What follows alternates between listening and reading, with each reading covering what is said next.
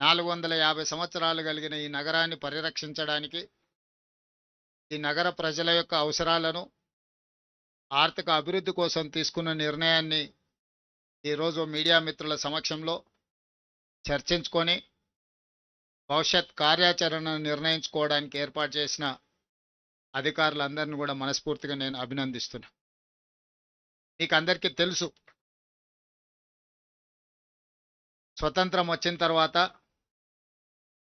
భారతదేశం యొక్క పరిపాలన ఎట్లా ఉండాలి, ప్రజలకు ప్రజాస్వామిక హక్కులనే కాకుండా ప్రాథమిక హక్కులను ఏ విధంగా అందించాలన్న ఆలోచనతోటి ఆనాటి నేషనల్ గవర్నమెంట్ రాజ్యాంగాన్ని పరిరక్షించడానికి, రాజ్యాంగాన్ని రాయడానికి డాక్టర్ బాబాసాహెబ్ అంబేద్కర్ గారి నేతృత్వంలో ఒక కమిటీని ఏర్పాటు చేసి భారత రాజ్యాంగాన్ని మనం రచించుకోవడం జరిగింది.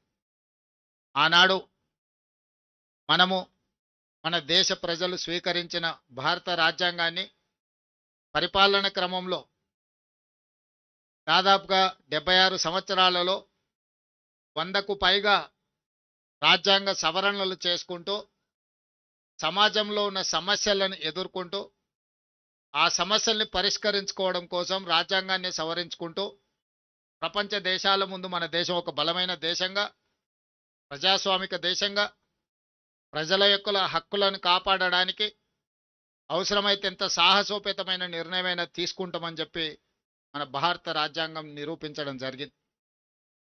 మరి మనము రాజ్యాంగాన్ని సవరించుకొని ప్రజలకు ఒక మంచి పరిపాలన అందించాలని పారదర్శకమైన విధానాలతో ముందుకు వస్తున్నప్పుడు తెలంగాణ రాష్ట్రంలో మన పరిపాలనలో అవసరమైన మార్పులను తీసుకురావాల్సిన బాధ్యత పాలకులుగా మా మీద ఉన్నదని నేను భావించిన. ఆనాడు కులీ కుతుబ్ షాయిలు కావచ్చు, నిజాం సర్కార్ కావచ్చు, ఆ తర్వాత స్వతంత్ర భారతదేశంలో ఒక ప్రత్యేక రాష్ట్రంగా ఉన్న హైదరాబాద్ రాష్ట్రం కావచ్చు, ఉమ్మడి ఆంధ్రప్రదేశ్ రాష్ట్రం కావచ్చు, ఈనాడు తెలంగాణ రాష్ట్రం కావచ్చు, చాలామంది ముఖ్యమంత్రులుగా బాధ్యతలు నిర్వహించారు. వాళ్ళందరూ కూడా వివిధ సందర్భాలలో రాష్ట్రానికి అవసరమైన చట్టాలను, శాసనాలను చేసుకుంటూ వచ్చారు. గ్రేటర్ హైదరాబాద్ మున్సిపల్ కార్పొరేషన్ నుంచి హైదరాబాద్ మెట్రో డెవలప్మెంట్ అథారిటీ వరకు రకరకాల సందర్భాలలో రకరకాల నిర్ణయాలను సవరించుకుంటూ ఈరోజు ఒక మంచి పరిపాలన అందించే స్థాయికి మనం ఎదిగినాం. అదేవిధంగా 1908లో ఆనాడు వచ్చిన వర్షాలు, వరదలు నిజాం సర్కార్ ప్రభుత్వాన్ని కదిలించి వేసింది. నిజాం కకావికలమైపోయిన హైదరాబాదు నగరాన్ని చూసి కోరున విలపించి ఈ వరదలను, ఈ మానవాళి యొక్క నాశనాన్ని నివారించాలి, నిలువరించాలని ఒక గొప్ప ఆలోచన చేసి 1908లో వచ్చిన వరదలో వేలాది మంది ప్రజలు, ఆనాటి హైదరాబాద్ రాష్ట్ర పౌరులు చనిపోతే నిజాం ఒక గొప్ప ఆలోచన చేసి మోక్షగుండం విశ్వేశ్వరయ్యను ప్రపంచంలోనే టెండర్లు పిలిచి ఈ వరదలను నియంత్రించడానికి, నిలువరించడానికి, హైదరాబాదు నగరాన్ని సుందరీకరించడానికి ఒక గొప్ప ఆలోచన చేసి వారు అడుగు ముందుకేసారు. 1908లో వారు మొదలుపెట్టిన మోక్షగుండం విశ్వేశ్వరయ్య అందించిన ఒక గొప్ప కట్టడాలే ఈరోజు మూసీ నది, అదేవిధంగా ఉస్మాన్ సాగర్, హిమాయత్ సాగర్, ఎక్కడో వికారాబాదులో పుట్టే మూసీ నది, ఈసా నదులను, రంగారెడ్డి జిల్లా నుంచి వచ్చే ఈసా నదులను, ఈ నదులను ఒడిసి పట్టాలి, ఈ నీళ్లు వరదగా మారొద్దు, ఈ వరద ప్రజల ప్రాణాలు తీయొద్దన్న ఆలోచనతోటి ఆనాడు కోట్ల రూపాయలు ఖర్చు పెట్టి నిజాం ప్రభువులు నిర్మించిన ఉస్మాన్ సాగర్, హిమాయత్ సాగర్తో పాటు ఈరోజు మూసీ అని మనం చెప్పుకునే పురాణాపూల్ బ్రిడ్జ్ నుంచి మొదలు పెడితే ఈరోజు ఉస్మానియా హాస్పిటల్ కావచ్చు, హైకోర్టు కావచ్చు, ఉస్మానియా యూనివర్సిటీ కావచ్చు, ఇవాళ చెప్పుకుంటూ వెళ్తే హైదరాబాదు నగరంలో గొప్ప గొప్ప నిర్మాణాలు ఆనాడు నిజాం సర్కార్ ఒక గొప్ప పరిపాలనకు దర్పంగా మనకు నిర్మించి అందించడం జరిగింది. కులీ కుతుబ్ షాయిలో నిర్మించిన చార్మినార్ నుంచి మొదలు పెడితే ఈనాటి హైటెక్ సిటీ వరకు వివిధ సందర్భాలలో మన నగరాన్ని మనం పునరుద్ధరించుకుంటూ అభివృద్ధి చేసుకుంటూ ముందుకు వెళ్ళినాం. అయితే చరిత్రలో చాలాసార్లు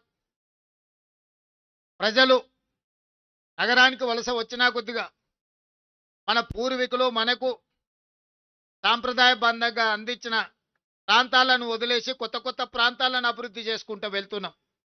ఓల్డ్ సిటీ అంటే మనకు సంబంధం లేదన్నట్టు, లేకపోతే పాత నగరం అంటే అదేదో వెనుకబడిన నగరంగా మనం ఆలోచన చేస్తూ కొత్తగా నగరాన్ని విస్తరించుకుంటూ ముందుకు వెళ్తున్నాం.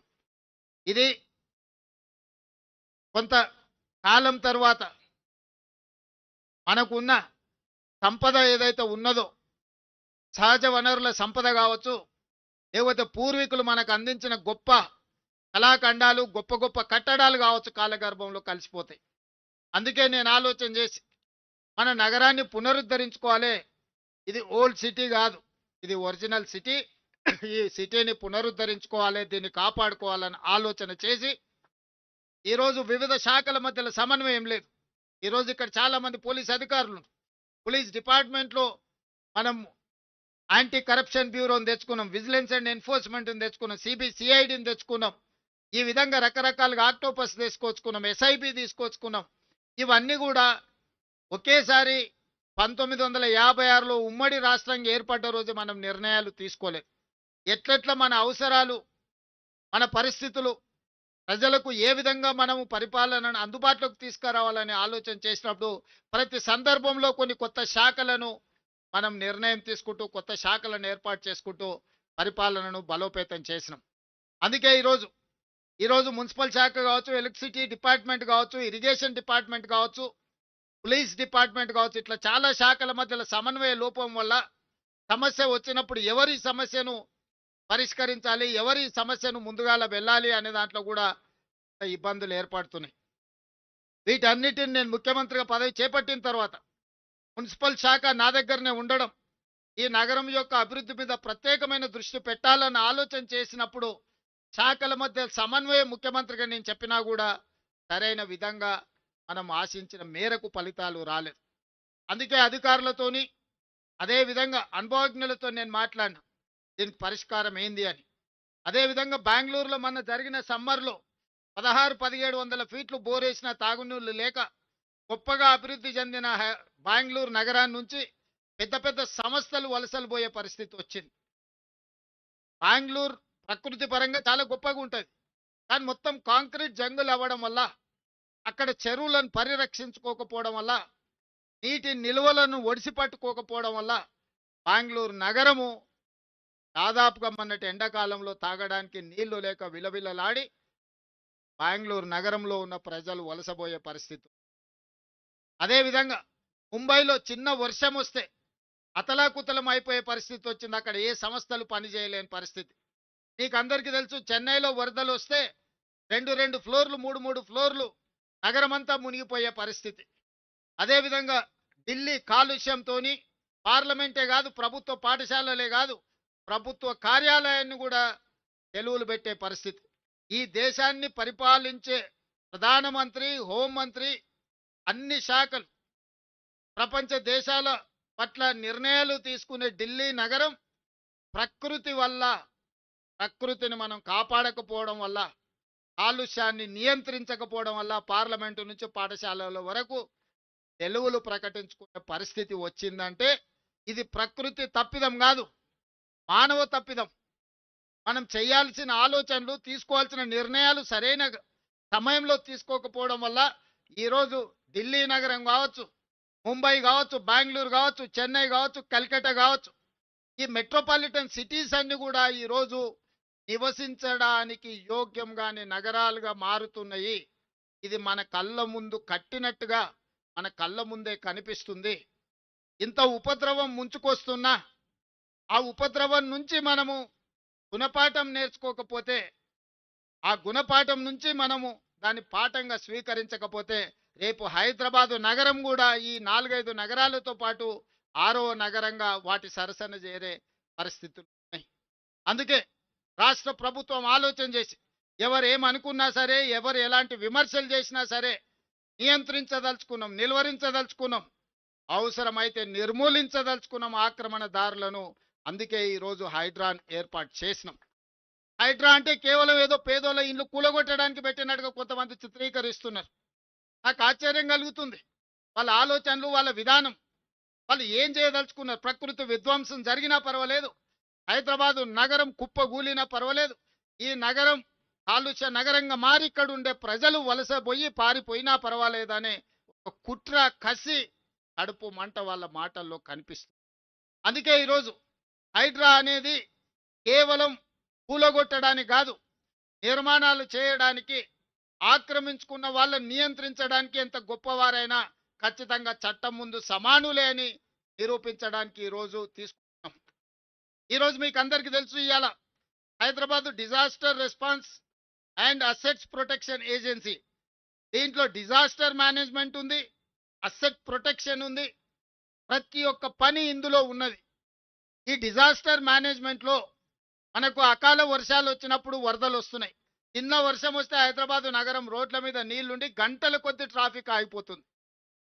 సామాన్య ప్రజలు ఎంతో ఇబ్బందికి గురవుతున్నారు.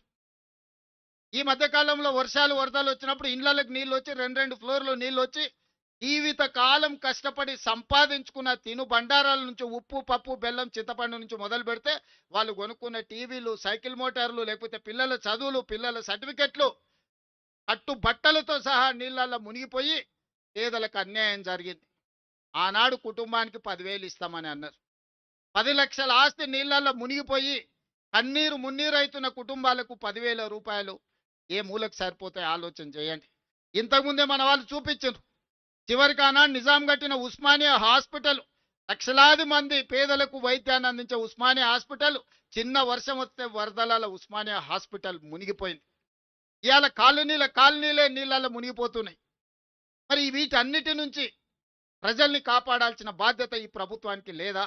ఈరోజు రోడ్ల మీద చిన్న గాలి వస్తే ఆ గాలికి చెట్లన్నీ ఇరిగి రోడ్ల మీద పడుతున్నాయి, కరెంటు స్తంభాలన్నీ ఇరిగిపోయి పడుతున్నాయి, కరెంటు పునరుద్ధరించలేని పరిస్థితి, కాలనీలకు రోజుల కొద్దీ కరెంటు ఇవ్వలేని పరిస్థితి. ఇదే కాదు, బలవంతులు గేటెడ్ కమ్యూనిటీ అనో లేకపోతే రాజకీయంగా పెద్దలం అనుకున్నోళ్ళు చిన్న చిన్న బస్తీల రోడ్లకు గోడలు అడ్డం కట్టి పేదవాళ్ళు మా కాలనీల వైపే రావద్దు, చూడొద్దు అన్నట్టుగా వాళ్ళు అధికారాన్ని అడ్డం పెట్టుకొని ఈరోజు పేదలకు ఇబ్బంది కలిగిస్తుంది.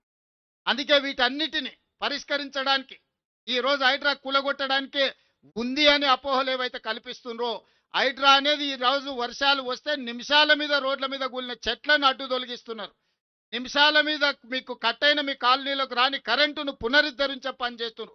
రోడ్ల మీద నిలబడ్డ నీళ్లను ముందుగానే టెక్నాలజీ వాడి ఏ ప్రాంతంలో 5-6 గంటల తర్వాత ఒక రోజు ముందే ఎక్కడ వర్షం అత్యధికం ఉంది అని అంటే ఆ ఏరియాలో హైడ్రా సిబ్బంది అందరూ సంసిద్ధంగా ఉండి ట్రాఫిక్ను స్ట్రీమ్ లైన్ చేయడమే కాదు, వరదలు వస్తే ఎట్లా ఎదుర్కోవాలి, బురదలో ఎవరైనా చిక్కుకుంటే వాళ్ళని ఎట్లా కాపాడాలి అనే ప్రణాళికలు కూడా ఈ రోజు హైడ్రా సిబ్బంది నిరంతరం పనిచేస్తారు. ఇవాళ వేలాది మంది హైడ్రాలో పనిచేస్తున్నారంటే ఇవాళ 1,20,00,000 మంది నగరంలో ఉన్నవాళ్ళు, Hyderabad outer ring road inside core urban reason, ring road లోపల ఉన్న నగరం ఈరోజు 1,20,00,000 మంది ప్రజలు ఉన్నారు. 940 చెరువులు ఉంటే 491 చెరువులు కబ్జాలు గురైపోయినాయి. పెద్ద పెద్ద నాలాలు ఉంటే నాలాలన్నీ మూసుకుపోయినాయి. రోడ్ల మీద ఆక్రమణల గురించి నేను చెప్పాల్సిన పని లేదు. నేను ఈరోజు పౌరులను అడుగుతున్నా, ఈరోజు ట్రాఫిక్ జామ్లకు ఈరోజు రోడ్లను ఆక్రమించుకున్న వాళ్ళు కాదా? ఈరోజు మీరు రోడ్ల మీద గంటల కొద్ది చిన్న వర్షం వచ్చినా ఆగుతున్నారు అంటే నాలాలను ఆక్రమించుకొని అక్రమ నిర్మాణాలు చేపట్టడం వల్ల మీరు ఇబ్బంది పడుతున్నారు కదా. ఇలా విలాసవంతమైన వాటర్ వ్యూ అని లేకపోతే లేక్ వ్యూ అని అపార్ట్మెంట్స్ కట్టుకున్న వాళ్ళు పోయి డైరెక్ట్గా చెరువులో కడుతురు.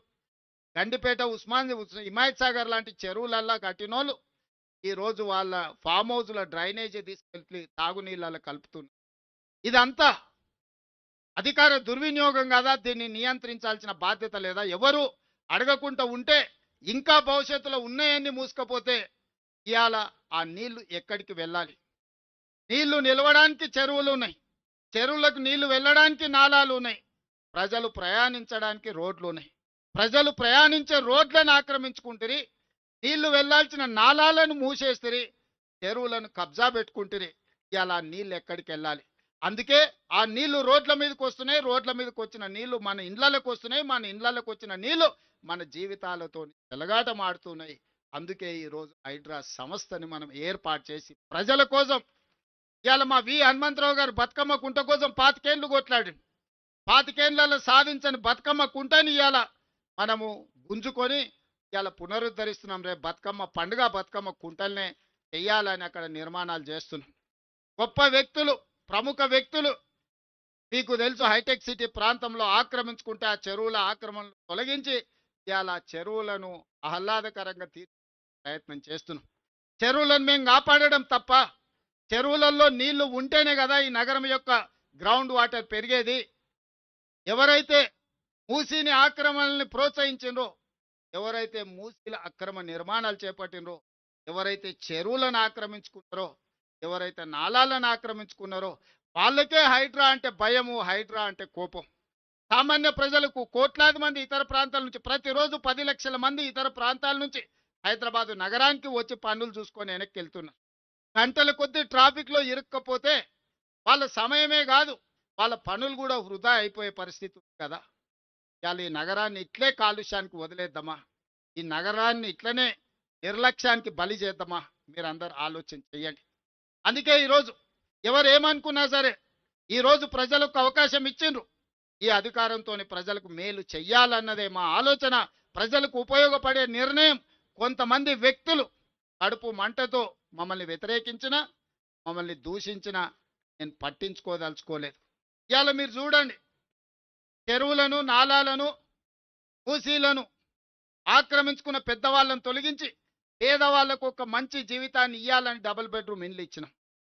ఇవాళ మూసీలో ఉన్న వాళ్ళని ప్రక్షాళన చేయడం ద్వారా ఇవాళ మన నగరానికి ఒక గొప్ప వరం. నేను ప్రపంచ దేశాలన్నీ తిరిగి చూసి వచ్చిన. న్యూయార్క్, న్యూజెర్సీ మధ్యలో హడ్సన్ రివర్ కావచ్చు, లేకపోతే లండన్లో థేమ్ రివర్ కావచ్చు, లేకపోతే సియోల్ నగరంలో ఉన్న రివర్ కావచ్చు, నిన్నగాక మన జపాన్లో నేను చూసి వచ్చిన రివర్ కావచ్చు, దుబాయ్లో కావచ్చు, వాళ్ళందరూ కూడా అంతెందుకు ఇక్కడ నమో గంగే, లేకపోతే సబర్మతి రివర్ గుజరాత్లో ఈరోజు బీజేపీ వాళ్ళు యమునా నదిని పునరుద్ధరిస్తాం ఢిల్లీలో అంటారు. గుజరాత్ వాళ్ళు సబర్మతి రివర్ ఫ్రంట్ కట్టుకోవచ్చు, ఉత్తరప్రదేశ్లో గంగా నదిని పునరుద్ధరించుకోవచ్చు, ఢిల్లీ నగరంలో యమునా నదిని పునరుద్ధరిస్తామని చెప్తే అది గొప్ప మాటగా కొంతమందికి వినిపిస్తుంది. మరి మూసీ నదిని పునరుద్ధరించుకుంటే ఇబ్బంది ఏందని నేను అడుగుతున్నా. గొప్పగా మనం బతకాల్సిన అవసరం లేదా? ప్రపంచానికి మూసీ ఆనాడు 100 సంవత్సరాల క్రితం అద్భుతంగా మూసీని సుందరీకరించాడు నిజాం నవాబు. ఈరోజు మూసీ నది పరివాహక ప్రాంతంలో నిర్మించిన గొప్ప కట్టడాలను చూడండి, ఆ బ్రిడ్జ్లను చూడండి, ఆ నిర్మాణాల సంపద చూడండి. ఈరోజు కోటి ఉమెన్స్ కాలేజ్లో వీరనారి చాకలి ఐలమ్మ యూనివర్సిటీకి ఇచ్చిన బ్రిటిష్ రెసిడెన్సీని చూడండి. ఒక గొప్ప మన సంస్కృతిని మనకు అందించి వీటన్నిటిని పునరుద్ధరించుకోవాల్సిన బాధ్యత మనం పునరుద్ధరించుకుంటామంటేనే వీళ్ళకు బాధ అయిపోతుంది. ప్రకృతిని కాపాడతామంటే వీళ్ళకు దుఃఖం వస్తుంది. ఇవాళ చెరువులను కాపాడినా, నాలాలను ఆక్రమణలు తొలగించినా, రోడ్ల మీద ఉండే అక్రమ నిర్మాణాలను కూలగొట్టినా ఈరోజు నగరం యొక్క శోభ పెరుగుతుంది. ప్రకృతిని కాపాడతాం కదా. ఈరోజు మేము మూసీని, చెరువులను, నాలాలను, రోడ్ల మీద అక్రమ నిర్మాణాలను తొలగిస్తే రియల్ ఎస్టేట్ పడిపోతుంది, రేవంత్ రెడ్డి వెట్ల కూలగొడతారన్నారు. సరేనయ్యా, మరి రియల్ ఎస్టేట్ పెంచుదామని 400 ఎకరాలు ఎవరికో ప్రైవేట్ కంపెనీకి కట్టబెడితే 20 ఏళ్ళు వీళ్ళు వానికి అప్పచెప్తే 20 ఏళ్ళ తర్వాత నేను కొట్లాడి వెనకకి తెచ్చి ఒక పెద్ద ఐటీ పార్కును డెవలప్మెంట్ చేస్తే లేదు ఇక్కడ ప్రకృతిని కాపాడాలి, ఇక్కడ చెట్టు ఉంది, పుట్టు ఉంది, పాము ఉంది, పిట్ట ఉంది, పాములు ఎట్లా బతుకుతాయి, పిట్టలు ఎట్లా బతుకుతాయని ఈరోజు ఆ 400 ఎకరాలను అడ్డుకుంటారు. అసలు మీ బాధ ఏంది?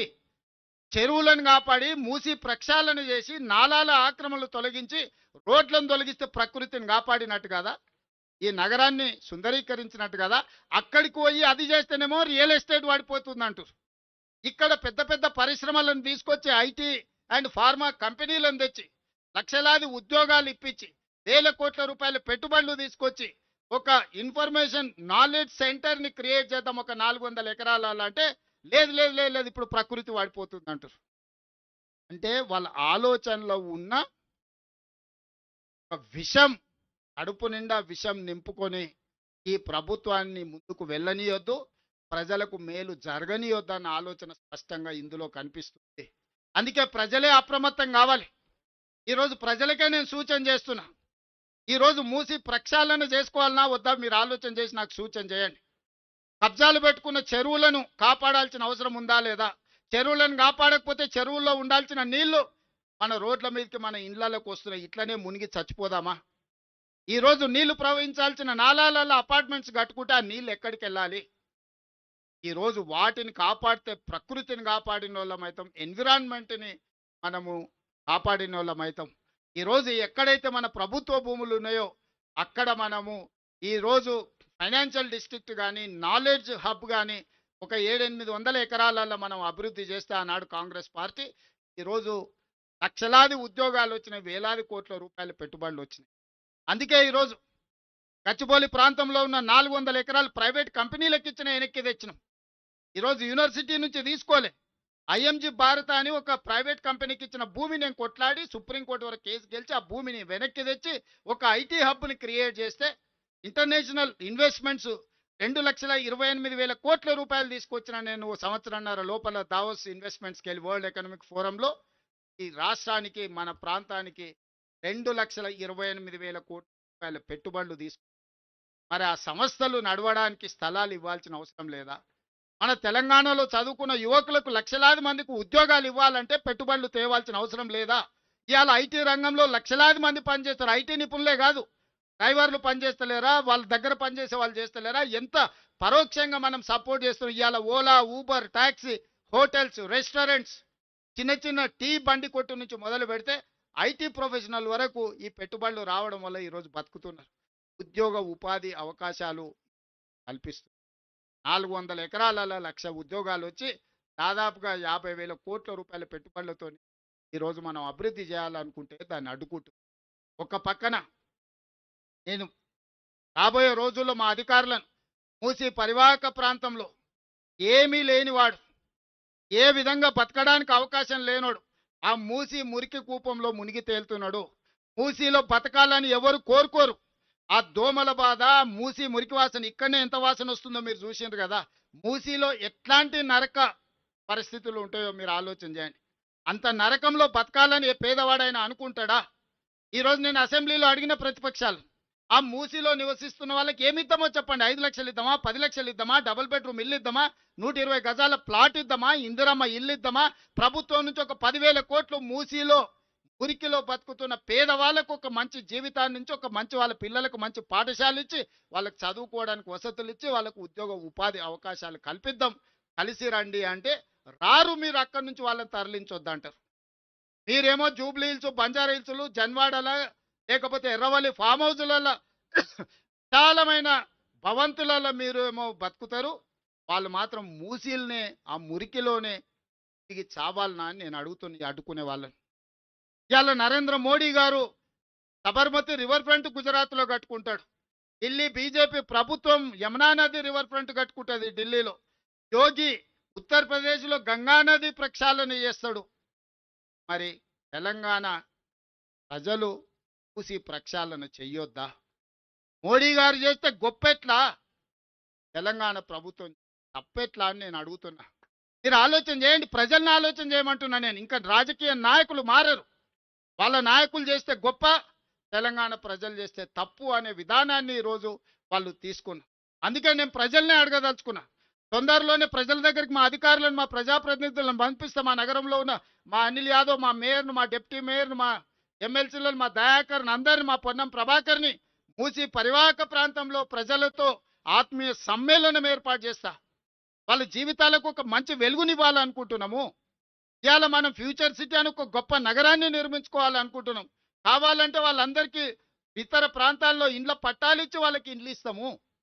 మూసీలో ఎందుకు ఆ మురికిలో బ్రతకాలి? ఒకవేళ అవసరం అనుకుంటే ఆ ప్రాంతంలో ప్రతి 5 కిలోమీటర్ ఒక క్లస్టర్గా చేసి ఎక్కడ ప్రభుత్వ భూములు ఉంటే అక్కడ అపార్ట్మెంట్స్ కట్టి వాళ్ళకి ఇండ్లు ఇస్తాము. ఒక 400 ఫీటో 500 స్క్వేర్ ఫీటో కట్టిస్తే ఆ మురికిలో గుడిసేసుకొని బతుకునే కంటే కుటుంబంతో గౌరవంగా బ్రతకడానికి అవకాశం ఉంటుంది కదా. వాళ్ళు వాళ్ళ పిల్లల్ని మంచిగా చదివించుకోవద్దా? వాళ్ళ జీవితాలలో వెలుగు రావద్దా? వాళ్ళు బాగుపడొద్దా? ఏంది కక్ష? నా మీద ఉంటే ఉండొచ్చు, నాతో కొట్లాడుండ్రా. పేదోళ్ళ మీద ఏంది మీ ప్రతాపం? పోయి ఒకరోజు మూసీలో వండుకుంటామన్నారు. ఎవరైనా మూసీలో వండుకున్నారా? వాళ్ళ పార్టీల కార్యకర్తలలో 3వ అంతస్తులో పోయి అపార్ట్మెంట్లలో నిద్రపోయారు. మూసీలో పండుకోండి, మూసీ పక్కన మంచం వేసుకొని పండుకోరి. ఆ చాదరగట్టు బ్రిడ్జ్ పక్కన ఈ నుంచి ఆడికి కనిపిస్తుంది, వరుసగా అట్లా పడుకొని. అంబర్పేటలో శ్మశాన వాటిక ఉంది మూసి పక్కలనే. ఒక 4-5 రోజులు అక్కడనే ఉండండి, అక్కడనే భోంచేయండి, మీకు తెలుస్తుంది ఆ బాధ ఏందో దుఃఖం ఏందో. అందుకే ఈ వేదిక మీద నుంచి ఈడున్న వాళ్ళకంటే వింటున్న వాళ్ళందరికీ నేను చెప్పదలుచుకున్న, హైదరాబాద్ నగరాన్ని ఆనాడు నిజామే అంత గొప్పగా ఉస్మాన్ సాగర్, హిమాయత్ సాగర్ కట్టి మూసి ప్రక్షాళన చేసి మూసి పరివాహక ప్రాంతంలో అద్భుతమైన కట్టడాలతోని ఉస్మానియా యూనివర్సిటీ నుంచి మొదలు పెడితే ఉస్మానియా హాస్పిటల్ వరకు, హైకోర్టు వరకు, సిటీ కాలేజ్ వరకు, చార్మినార్ ప్రాంతంలో ఉన్న వ్యాపార సంస్థల్ని వారు మనకు ఒక గొప్ప వారసత్వ సంపదగా ఇచ్చిండు. ఈ వారసత్వ సంపదను కాపాడుకొని నగరాన్ని మనం పునరుద్ధరించుకోవాలి. ఇదంతా వదిలేసి కొత్తది నిర్మించుకుంటూ పోతే పాత వారసత్వ సంపద ఏం కావాలి? అందుకే వారసత్వ సంపదను కాపాడుకుంటూ ప్రకృతిని మనము కాపాడుకుంటూ మన నగరాన్ని అభివృద్ధి చేసుకుందాం. ఈ అభివృద్ధిలో భాగంగా హైడ్రా భాగస్వామి అవుతుంది. హైడ్రా అధికారులకు కూడా నా సూచన, మానవీయ కోణంలో మీరు వ్యవహరించాలి. పేదల పట్ల సానుభూతితో ఉండాలి, పెద్దల పట్ల కఠినంగా ఉండాలి. పేదల్ని పెద్దల్ని మీరు ఒకే తాటి మీద కట్టకండి. పేదలను ఏదైనా అనుకోని పరిస్థితుల్లో ప్రభుత్వ భూమిలో కానీ లేకపోతే చెరువులలో కానీ నాలాలో ఉంటే వాళ్ళకి ప్రత్యామ్నాయం చూపిద్దాం. ఈ ప్రభుత్వం ఉన్నదే పేదల కోసం, మంచి పరిపాలన అందించడం కోసం. మీరు లిస్ట్ అవుట్ చేయండి. హైడ్రా అధికారులకు నేను స్పష్టంగా చెప్తున్నా, చాలా పెద్ద సామాజిక బాధ్యతలో ఉన్నారు హైడ్రాలో పనిచేసే ప్రతి వ్యక్తి. ఈరోజు కమిషనర్ నుంచి మొదలు పెడితే కింది స్థాయి వరకు ఉన్న సిబ్బందికి నేను సూచన చేస్తున్నా, ఇది ఒక గొప్ప బాధ్యత, ఏదో ఉద్యోగం కాదు. ఇది క్యాజువల్గా పనిచేస్తే కుదరదు. దీనికి కొంత మానవీయ కోణాన్ని తోడు చేయండి. పేదలకు ప్రత్యామ్నాయం ఎట్లా చూపిద్దామో ఆలోచన చేయండి. ప్రణాళికలు తీసుకొని రండి, పేదల్ని ఆదుకుందాం. ప్రభుత్వం సిద్ధంగా ఉంది పేదలకు న్యాయం చేయడానికి. పెద్దల పట్ల మాత్రం కఠినంగా వ్యవహరించండి. పెద్దల్ని ఎవరు మీకు ఎంత ఒత్తిడి వచ్చినా పెద్దల గురించి మీరెవరు ఆలోచన చేయాల్సిన పని లేదు. మీ ముఖ్యమంత్రి మీతోని ఉన్నాడు. కఠినంగా పెద్దల పట్ల వ్యవహరించండి. పేదల పట్ల మానవీయ కోణంలో పేదలను ఆదుకుందాం. పేదలకు ప్రత్యామ్నాయ ఏర్పాట్లు చేద్దాం. అది మూసీ నది కావచ్చు, గండిపేట చెరువు కావచ్చు, లేకపోతే నాలాలు కావచ్చు, వేటినైనా పేదలను గుర్తించండి. పేదలకు ప్రత్యామ్నాయంగా వాళ్లకు ప్రభుత్వం అన్ని వసతులను ఏర్పాటు చేస్తుంది. వాళ్ళ పిల్లల చదువులకు కానీ, వాళ్ళ వ్యాపారాలకు కానీ, లేకపోతే వాళ్ళకు ఉద్యోగ ఉపాధి అవకాశాలు కల్పించి ముందుకు వెళ్తాం. మీడియా మిత్రులకు కూడా నా విజ్ఞప్తి, ఈ నగరాన్ని కాపాడుకుంటే ప్రకృతిని మనల్ని కాపాడితే ప్రకృతి మనల్ని కాపాడుతుంది. ప్రకృతిని మనం ఆక్రమించాలనుకుంటే, ప్రకృతిని చేపట్టాలి మనం అనుకుంటే, చెరబట్టాలి అనుకుంటే ప్రకృతి వైపరీత్యానికి మొత్తం బలైపోయే పరిస్థితి వస్తుంది.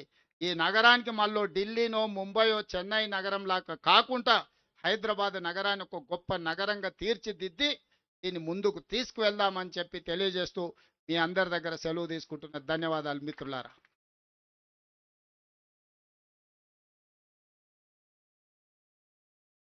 Thank you, sir. Thank you very much. I request kindly President, Minister and all the other dignitaries on stage.